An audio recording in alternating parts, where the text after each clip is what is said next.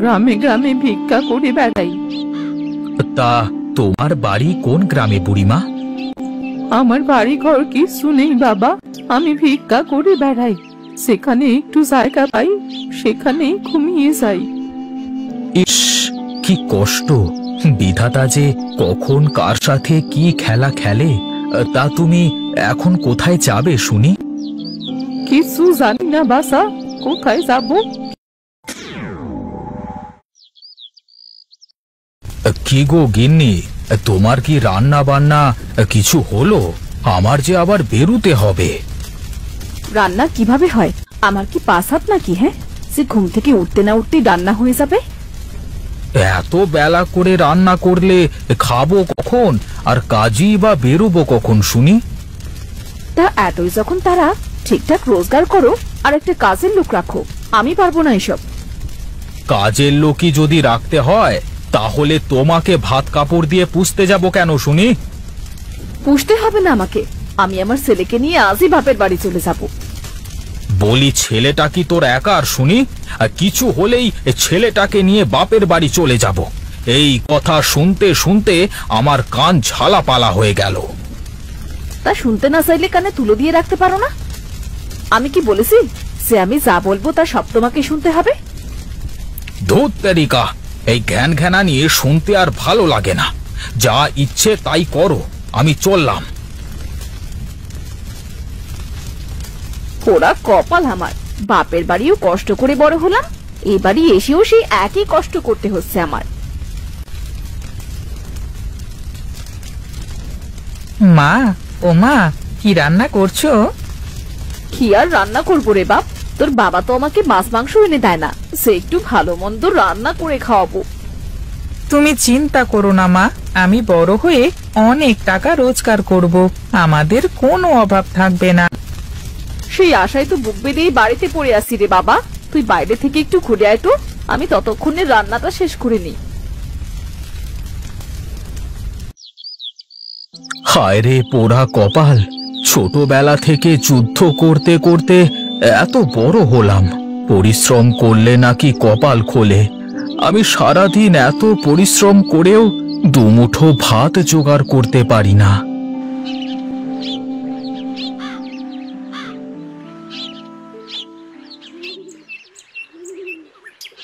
কি রে রামু, দা আজকে এত তাড়াতাড়ি চলে এলি যে? কি আর করব দাদা, কাজ না করলে যে পেটে দানা পানি যাবে না। বেশ বেশ, নে নে কাজ শুরু কর। ওখানে দেখ, কতকগুলো কাঠ জমা হয়ে গেছে, আজকের মধ্যেই সব কাঠ ফাড়তে হবে কিন্তু। ও তুমি চিন্তা করো না দাদা, আমি এক্ষুনি কাজ শুরু করছি।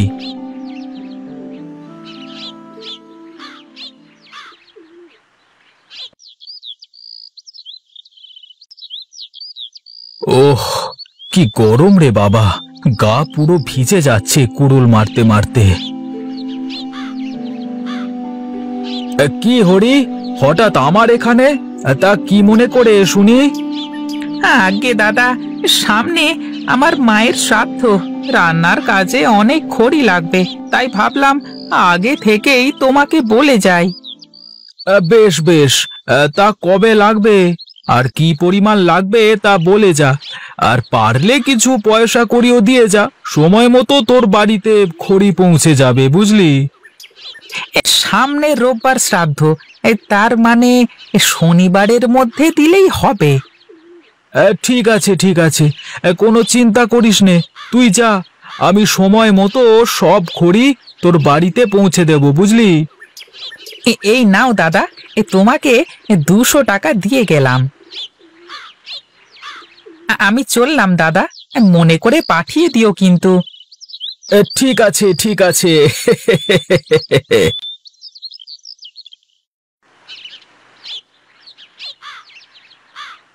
কি রে, কাজ ফেলে এখানে আসলি যে? একটু একটু জিরিয়ে নি দাদা, তারপর কাজ করছি। আরে তাড়াতাড়ি কাজ কর হাত চালিয়ে, দেখলি তো কত বড় অর্ডার পেলাম। আরে কাজ কর কাজ কর, আমি বাড়ি থেকে একটু ঘুরে আসি।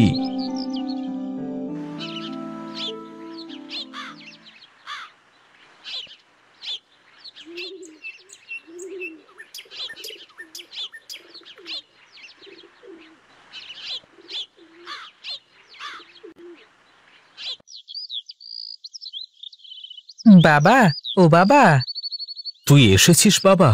তা তোর মা বুঝি খাবার দিয়ে পাঠিয়েছে? হ্যাঁ বাবা, মা বলল তুমি নাকি সকালে না খেয়ে চলে এসেছো, তাই তো তোমার জন্য খাবার দিয়ে আমাকে পাঠালো। দে বাবা দে, খুব খিদে লেগেছে, আগে খেয়ে নি দুটো। তুমি খাবার খাও, আমি তোমার দুটো কাঠ ততক্ষণে ফেরে দিই। না রে বাপ না, তুই পারবি নে, হাত পায়ে লাগবে। তুই বস, আমি খাবার খেয়ে নি, তারপর কাজ করব।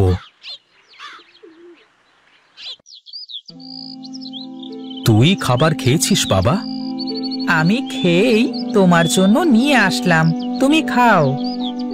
এই নে বাবা, এইগুলো নিয়ে তুই এখন যা, আমি কাজ করি।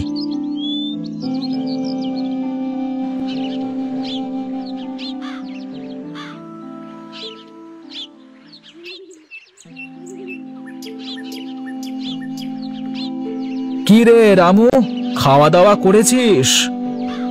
এই তো খেলাম দাদা, ছেলে খাবার নিয়ে এসেছিল। তোর মতো পরিশ্রম করা লোক আমি আগে দেখিনি রে রামু। পরিশ্রম করি বা কি, সারাদিন এত পরিশ্রম করেও তো সংসার চালাতে পারি না। চিন্তা করিস নে রামু, দেখবি একদিন সব ঠিক হয়ে যাবে। আর ছেলেটা বড় হয়ে গেলে তো তখন আর তোর কোনো চিন্তা থাকবে না। কপালে কি আছে বিধাতাই জানে দাদা, যতদিন গায়ে শক্তি আছে কাজ করতে থাকি।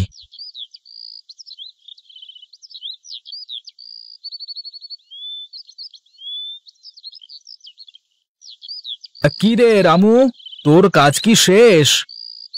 বেশ কাজ করেছি দাদা, শরীরে আর কোলাচ্ছে না।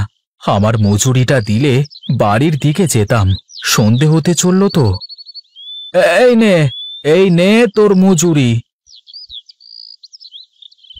আজ এত কাঠ ফেরে দিলাম, তাও মাত্র 50 টাকা। আজ তো একটু বেশি টাকা দিতে পারতে দাদা। ওরে, আমি কি আর 7 করে টাকা কম দিই? এইসব কাঠ কিনে তোদের মজুরি দিয়ে বেচে তারপর তো লাভ করি নাকি? কিন্তু দেখ ব্যবসার যা পরিবেশ। ঠিক আছে দাদা, এখন আমি চলি তাহলে।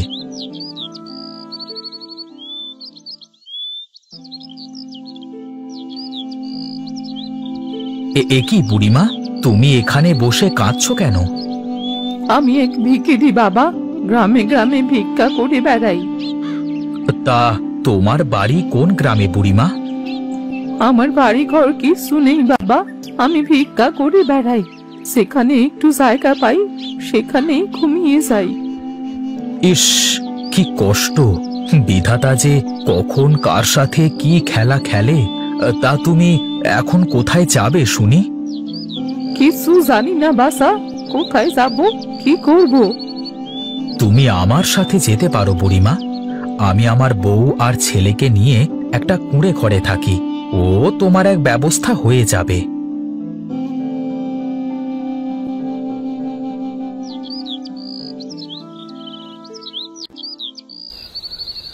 এমনিতেই আমাদের সংসারে নুন আনতে পান্তা ফুরায়, যে কটা টাকা রোজগার করো তাতে তো আমাদেরই সংসার চলে না, তার উপর আবার এক আপদ নিয়ে আসলে বাড়িতে।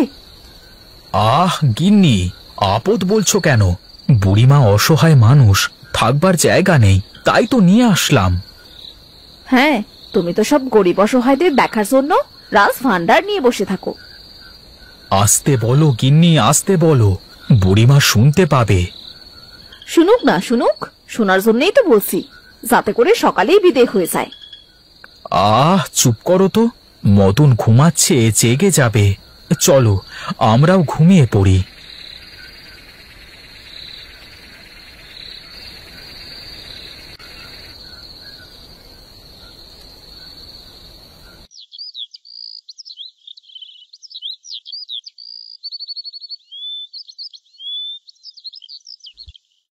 এ কি বুড়িমা, তুমি কি করছো এখানে? আর এ কিসের গাছ? এটা হলো বড়ই গাছ বাসা, এই গাছে 12 মাস বড়ই ধরে, তাই তো তোর উঠানে লাগিয়ে দিয়ে গেলাম। এ কি কথা, বলা নেই কওয়া নেই, উঠোনে গাছ লাগিয়ে দিল? চিন্তা করিস নে বউ, এই গাছ তোদের দুঃখ ঘুচাবে। তাই নাকি বুড়িমা? কিভাবে হবে এসব? সময় হলে সব দেখতে পারবি রে বউ। এখন আমি চলি তাহলে। তুমি কোথায় যাবে বুড়িমা? তুমি আমাদের সাথেই থাকো না। আমি আর তোদের ঘাড়ের উপর বোঝা হয়ে থাকতে চাইনি বাপু। আমার কোথাও না কোথাও জায়গা ঠিক হয়ে যাবে। তুই খুব ভালো মানুষ বাসা, মঙ্গল হোক তোর।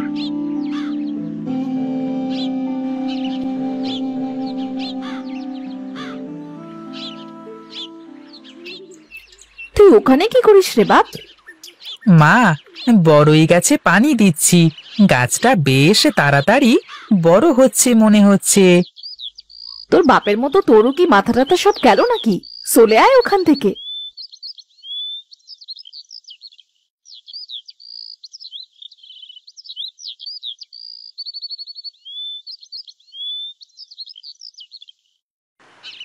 কই গো গিন্নি, কোথায় তুমি?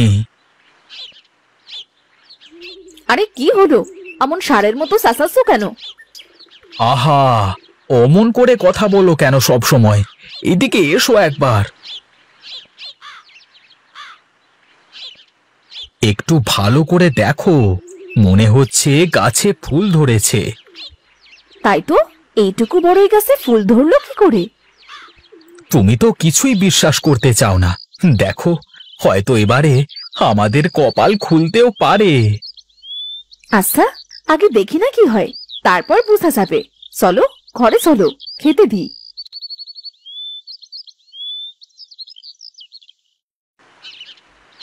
বাবা, ও বাবা, একবার বাইরে এসো। দেখো ঠাকুমার বড়ই গাছে কেমন বড়ই ধরেছে।